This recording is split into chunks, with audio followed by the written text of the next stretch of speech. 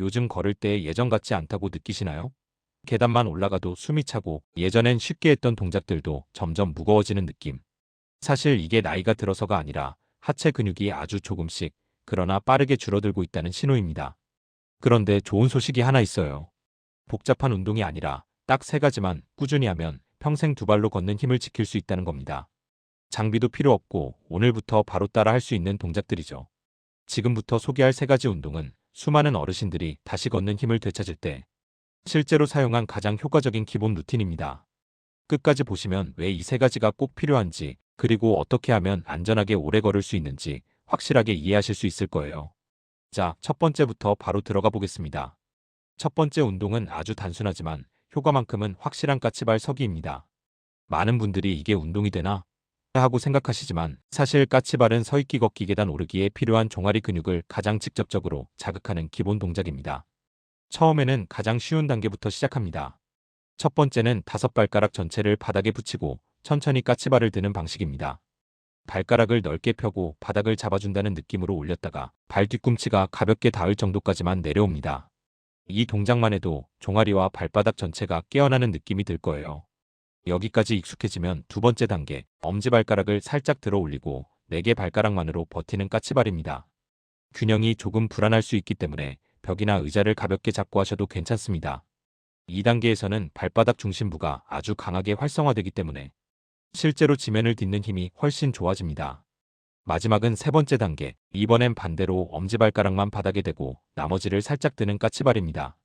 가장 어렵고 가장 자극이 큰 단계라서 진짜 종아리 깊은 곳까지 힘이 들어오는 걸 느끼실 거예요. 처음엔 35회만 해도 충분합니다. 중요한 건 낮은 강도로 자주 반복하는 겁니다. 이 세 가지 까치발을 하루에 합쳐서 100회만 꾸준히 하시면 평소 걷기가 불안하던 분들도 발이 지면을 단단히 잡아주는 안정감을 경험하게 됩니다.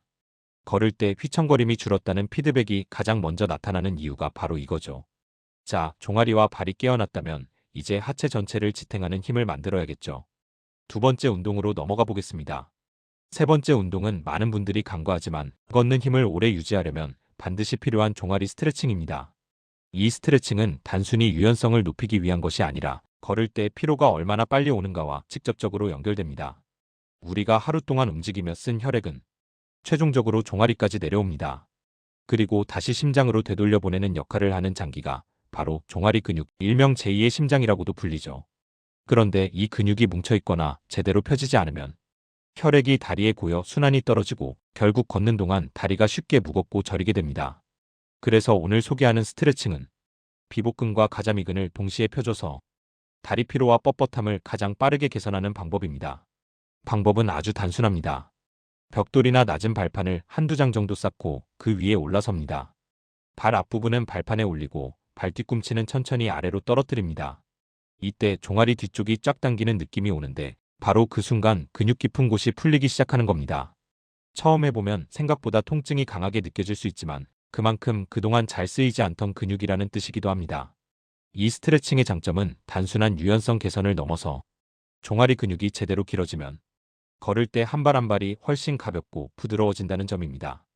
또한 종아리는 에너지를 많이 쓰는 근육이라 이 부위를 자주 써주면 혈당 조절에도 도움이 됩니다.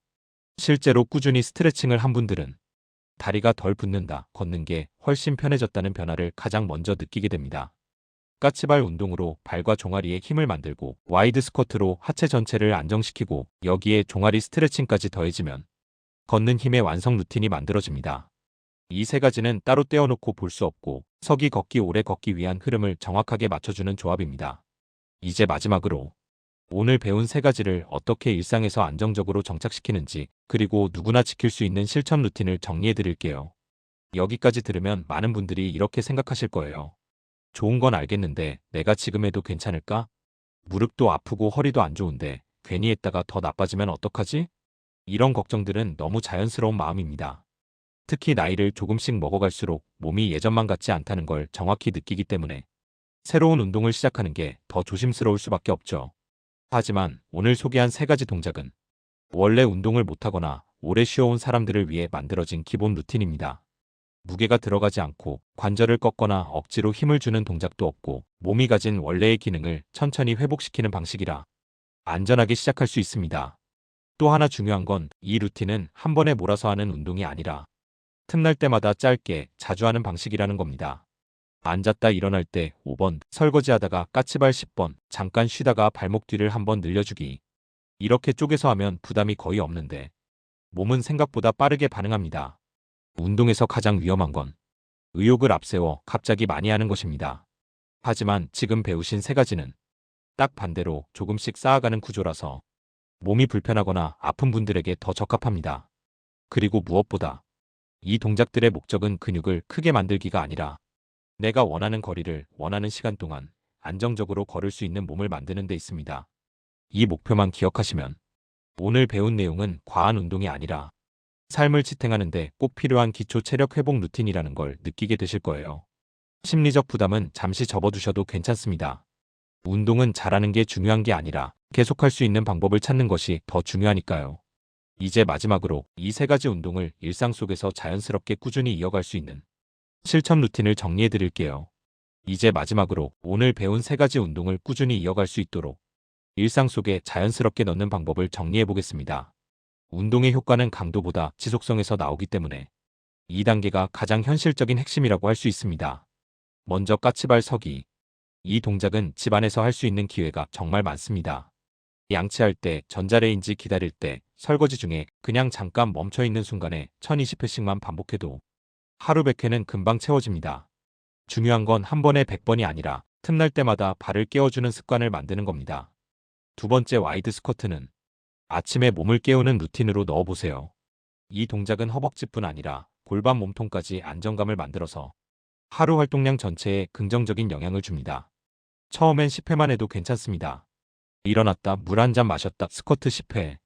이 정도의 짧은 패턴만 만들어도 하루 동안 다리가 훨씬 편안한 걸 느끼실 겁니다. 세 번째 종아리 스트레칭은 밤에 씻기 전이나 잠들기 전에 12분만 해보세요. 하루 동안 쌓였던 종아리 무게가 빠르게 풀리면서 다음날 아침 발을 디딜 때 느낌이 확 달라집니다. 다리가 부드럽게 돌아왔다는 신호가 오면 그때부터는 걷는 양도 자연스럽게 늘기 시작합니다. 이렇게 세 가지를 아침, 낮, 저녁으로 가볍게 나누면 하루 전체를 하체 건강 루틴으로 만드는 셈입니다. 어렵지도 부담스럽지도 않지만 걷는 힘을 유지하는 데는 가장 확실한 방식이죠. 결국 우리가 원하는 건 더 많이 운동하는 사람이 되는 게 아니라 오래 거둘 수 있는 몸을 잃지 않는 것입니다. 나중에 건강 때문에 하고 싶은 걸 포기하지 않도록 오늘 배운 세 가지 동작을 작은 습관으로 만들어 보시면 좋겠습니다. 여러분의 평생 걷는 힘은 생각보다 적은 시간, 작은 루틴만으로도 충분히 지켜낼 수 있습니다.